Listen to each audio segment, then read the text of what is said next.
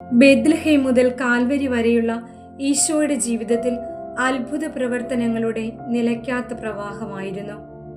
കാനായിലെ കല്യാണ വിരുന്നു മുതൽ തൻ്റെ അത്ഭുത പ്രവൃത്തികൾ അവിടുന്ന് പ്രകടമാക്കി. വിശ്വസിക്കുന്നവന് ദൈവം നൽകുന്ന ഒരു ഫലമാണ് അത്ഭുതങ്ങൾ പ്രവർത്തിക്കാനുള്ള വരം.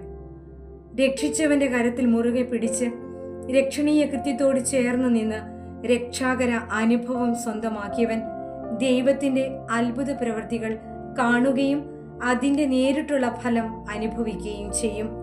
ഈ അനുഭവം കിട്ടിക്കഴിയുന്നവന് കുരിശിന്റെ വിരിമാറിൽ അനേകം അത്ഭുതങ്ങൾ ചെയ്ത വിരിഞ്ഞ കയ്യിൽ നിന്നും ക്രിസ്തു ചെയ്ത അനേകം പ്രവൃത്തികൾ ചെയ്യാൻ അവിടുന്ന് വരം നൽകും.